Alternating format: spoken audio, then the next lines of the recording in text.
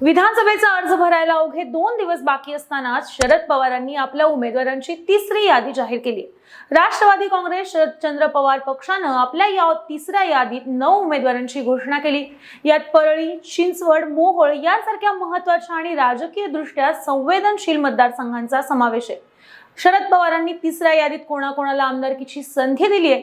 आतापर्यंत पवारांनी एकूण किती उमेदवार जाहीर केलेत? विरोधकांना घायाळ करणारी पवारांची रणनीती नेमकी आहे तरी कशी, याचाच घेतलेला हा सविस्तर आढावा। हॅलो, हाय, मी पद्मजा आणि तुम्ही पाहताय हॅलो महाराष्ट्र। शरद पवारांनी आपल्या पहिल्या यादीत 45 उमेदवार जाहीर केले होते। त्यानंतर दुसऱ्या यादीत 22 आणि तिसऱ्या यादीत 9 असे एकूण 76 उमेदवार आतापर्यंत निवडणुकीच्या रिंगणात उतरवले। आजच्या तिसऱ्या यादीत पवारांनी परळी, चिंचवड, मोहोळ यांसारख्या मतदारसंघांचा तिढा अगदी हुशारीने सोडवलाय। यातील पहिला मतदारसंघ आहे तो चिंचवडचा। चिंचवडमधून शरद पवारांनी राहुल कलाटे यांना तिकीट दिले। खरं तर चिंचवडमधून नक्की कोणाला तिकीट द्यायचं यावरून शरद पवारांसमोर मोठा पेच निर्माण झाला होता।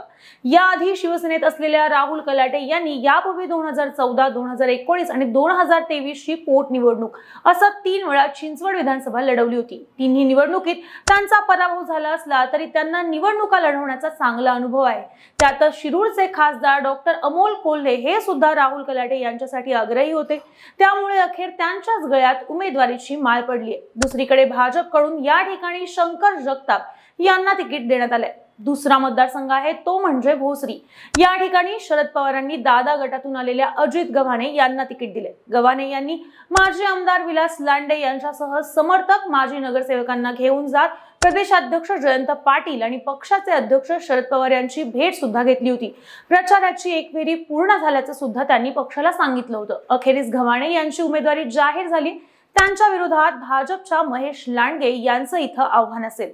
तिसरा मतदारसंघ आहे तो म्हणजे अणुशक्तीनगर। या मतदारसंघातून फहाद अहमद यांना शरद पवारांनी उमेदवारी दिली आहे। फहाद अहमद हे अभिनेत्री स्वरा भास्करचे पती आहेत। खरं तर फहाद अहमद हे समाजवादी पक्षाचे नेते होते, मात्र आता त्यांनी राष्ट्रवादी काँग्रेस शरदचंद्र पवार पक्षात प्रवेश करत अणुशक्तीनगर मतदारसंघातून उमेदवारी मिळवली। त्यांना अजित पवार गटाच्या सना मलिक यांचं इथं आव्हान असेल। त्यामुळे अणुशक्तीनगर मध्ये प्रथमच टफ फाईट आपल्याला बघायला मिळेल। चौथा मतदारसंघ आहे तो म्हणजे परळी। परळीतून शरद पवारांनी राजेसाहेब देशमुख यांना उमेदवारी जाहीर केली आहे। राजेसाहेब देशमुख हे काँग्रेसचे विद्यमान जिल्हाध्यक्ष होते, मात्र काँग्रेसला खिंडार पाडत शरद पवारांनी त्यांचा प्रवेश राष्ट्रवादीमध्ये करून घेतलाय आणि त्यांना परळी मतदारसंघातून उमेदवारी जाहीर केली। राजेसाहेब देशमुख हे मराठा समाजाचे नेते आहेत। यापूर्वी ते बीड जिल्हा परिषदेचे शिक्षण आणि आरोग्य सभापती सुद्धा होते। काँग्रेसच्या रजनी पाटील यांचे निकटवर्ती म्हणून राजेसाहेब देशमुख यांची ओळख आहे।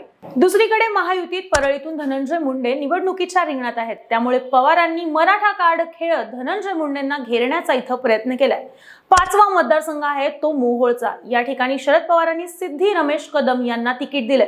सिद्धी कदम या माजी आमदार रमेश कदम यांच्या कन्या आहेत। रमेश कदम हे अण्णाभाऊ साठे आर्थिक विकास महामंडळ घोटाळ्या प्रकरणी तुरुंगात होते। त्या इमेजचा फटका बसू नये म्हणून कदाचित सिद्धी कदम यांना इथं उमेदवारी दिल्याची चर्चा सुरू आहे। 2019च्या निवडणुकीत वडील तुरुंगात असताना त्यांनीच प्रचार यंत्रणाही सांभाळली होती, त्यामुळे निवडणुकांचा त्यांना अनुभव सुद्धा आहे। मोहोळमध्ये दादा गटाकडून यशवंत माने हे विधानसभेच्या रिंगणात आहेत। त्यांच्या विरोधात सिद्धी रमेश कदम 2 हात सध्या करतील। मोहोळमधून शरद पवार गटाकडून अनेक जण इच्छुक होते, त्यामध्ये प्रामुख्याने संजय क्षीरसागर, राजू खरे यांची नावं आघाडीवर होती।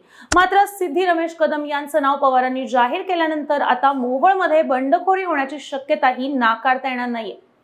6वा मतदारसंघ आहे तो म्हणजे माजलगाव। मोहन बाजीराव जगताप यांना माजलगावातून शरद पवारांनी उमेदवारी दिली आहे। माजलगाव मतदारसंघासाठी मोहन जगताप आणि रमेश आडसकर यांचं नाव अनेक दिवसांपासून चर्चेत होतं। अखेर आज शरद पवारांनी मोहन जगताप यांच्या नावावर शिक्कामोर्तब केलंय। मोहन जगताप हे माजी आमदार बाजीराव जगताप यांचे चिरंजीव असून त्यांचा मतदारसंघात मोठा चाहता वर्ग सुद्धा आहे। पंकजा मुंडे यांचे निकटवर्ती आणि कट्टर समर्थक म्हणून मोहन जगताप यांची ओळख आहे। तर दुसरीकडे महायुतीत माजलगावची जागा अजित पवार गटाकडे असून विद्यमान आमदार प्रकाश सोळंके यांनाच पुन्हा इथं उमेदवारीही देण्यात आली। 7वा मतदारसंघ आहे कारंजा। या ठिकाणी न्यायक पाटणी यांना शरद पवारांनी मैदानात उतरवलंय। खरं तर कारंजा मतदारसंघात मागील काही दिवसात बऱ्याच राजकीय घडामोडी पाहायला मिळाल्या। अजित पवार पक्षाच्या सई डहाके यांनी भाजपमध्ये प्रवेश केल्यानंतर राजेंद्र पाटणी यांचे पुत्र न्यायक पाटणी यांनी तुतारीकडून उमेदवारी मिळवली आहे। त्यामुळे कारंजा विधानसभा मतदारसंघात सई डहाके विरुद्ध न्यायक पाटणी असा सामना आपल्याला बघायला मिळेल।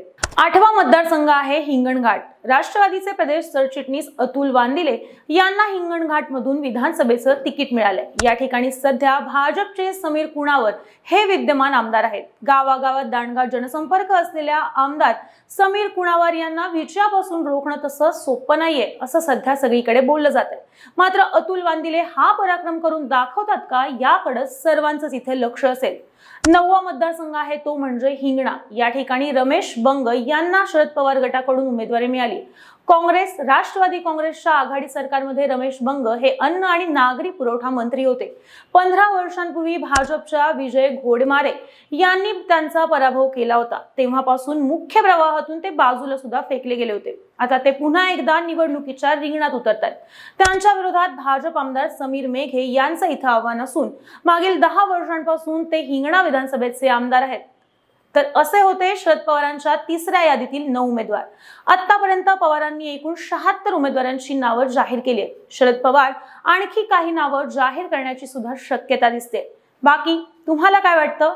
शरद पवारांचे यापैकी किती उमेदवार निवडून येतील याबद्दलचं तुमचं मत, प्रतिक्रिया आम्हाला कमेंट करून नक्की सांगा।